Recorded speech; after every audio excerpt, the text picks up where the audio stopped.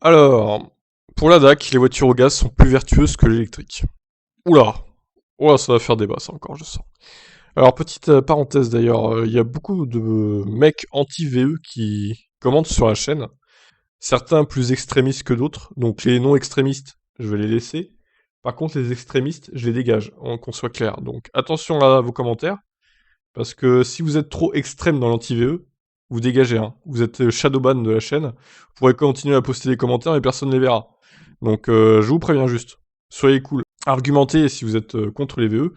Ok, bon, ça peut arriver, personne n'est parfait, mais si vous êtes trop dans l'extrême, que vous dites par exemple des poubelles électriques, hein, tu te reconnaîtras, bah toi t'es banni, donc désolé, hein, mais fallait pas jouer au con. Bref, voyons cet article quand même, qui pourrait faire débat justement.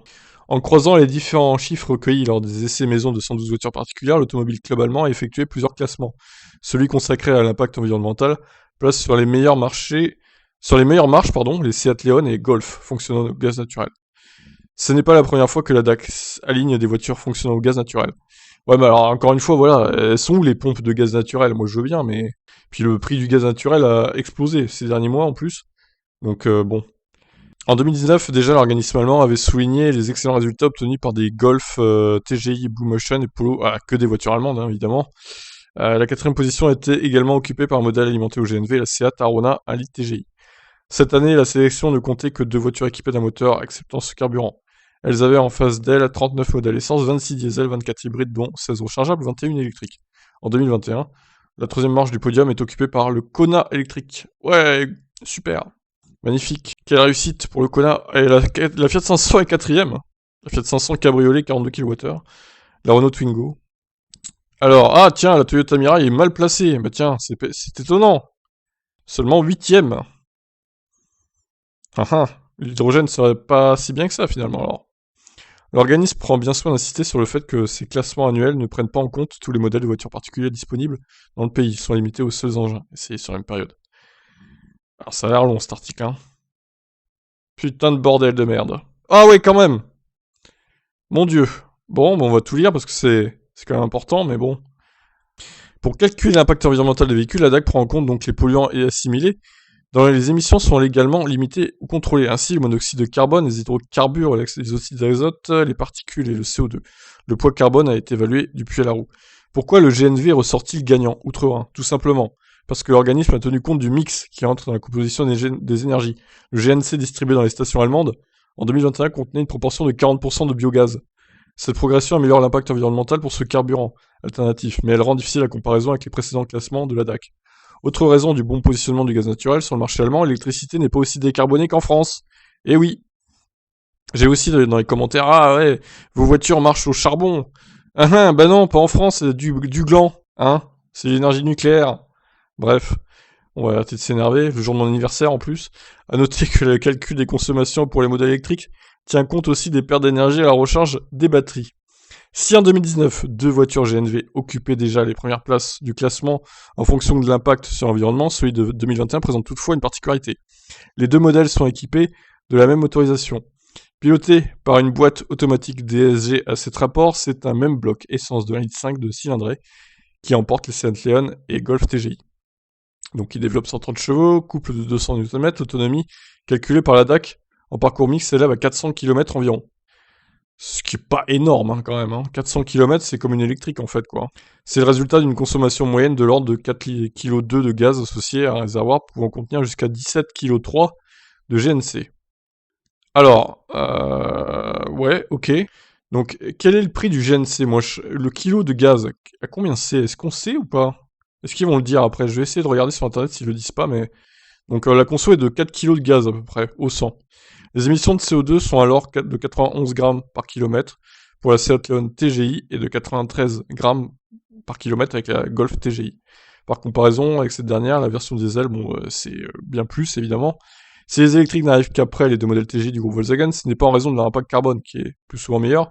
Il est ainsi de 84 grammes pour le Kona, 87 grammes pour la Fiat 500 et 88 pour la Twingo. Les trois voitures qui suivent dans le classement, les modèles à batterie, donc les trois voitures qui suivent dans le classement, point. Les modèles à batterie sont en revanche bien moins dotés concernant les émissions des autres polluants. Ok. Ouais, tout est en allemand, hein, évidemment. La 6ème place est étonnamment occupée par la Polestar de longue range à 2 roues motrices. 93 grammes de CO2 par kilomètre, mais 160 pour la version dual motor. Ok. Pourquoi cette différence, c'est étonnant? L'Opel Corsa 94 grammes, la Toyota Miral 120 grammes. Ok. Même, regardez, même les petites voitures hein, thermiques, hein, les Suzuki Sway 126 grammes, la Yaris 131 grammes quand même. Hein. En plus, c'est des hybrides, c'est même pas des full thermiques quoi. Donc ça prouve qu'elles sont bien loin. Entre 111 et 120 grammes par kilomètre, ça ligne les Honda E, modèle Y long range, MG ZS EV, Volkswagen ID4 et la Mazda MX-30. Ensuite, 124 grammes par CO2, la Hiace U5, l'Audi e-tron GT, la Volvo XC40.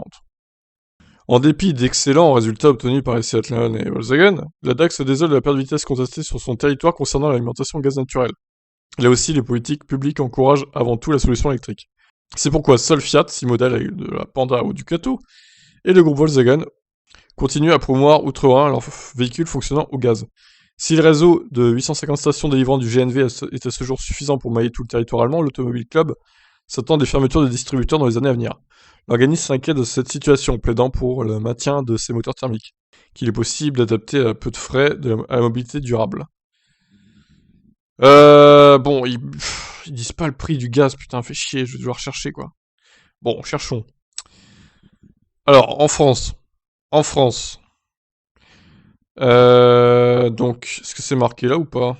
Là, j'ai un 7 centimes par kilo, mais c'est que pour la taxe... la taxe... Bah, alors, c'est 10%. Donc, ça ferait 75 centimes le kilo, en gros. Vu que c'est 10% de... Bah, je pense que c'est ça, pour la France, en tout cas. Ah, j'en ai un, là. Alors, c'est du GNC, GNV. Bon, c'est pareil, non? GNC, GNV, c'est quoi la diff? Putain, j'y comprends rien. Hein. Gaz naturel comprimé. Ah, si vous savez, hein, si vous avez des détails, dites-moi en commentaire, hein, parce que là, bon, moi, le gaz naturel, j'avoue que j'ai pas suivi tout ce qui s'est passé. Donc là, on a un screenshot. On part sur 1,10€ le kilo. Sachant qu'il faut 4 kilos au 100, hein, donc ça fait un peu plus de 4€. 4,50€ du coup. Pour 100 km. Bon, c'est moins cher que le diesel et l'essence, c'est vrai. Si c'est vraiment le prix là qui correspond, mais bon, après, je sais pas. Ça reste plus cher que l'électrique quand même, du coup. Mais bon, effectivement, oui, le gaz naturel aurait pu être une solution de transition aussi. Bon, malheureusement, je crains que le gaz n'augmente fortement dans les prochains mois, ce qui est déjà le cas pour quand on chauffe au gaz d'ailleurs, pour les maisons. Donc j'imagine que les stations de GNC, GNV, ça a dû augmenter aussi. Bon bref, si vous avez plus de détails là-dessus, n'hésitez pas à poster un petit commentaire, ma foi, à nous détailler un peu tout ça. Allez, je vous laisse réagir. Ciao ciao.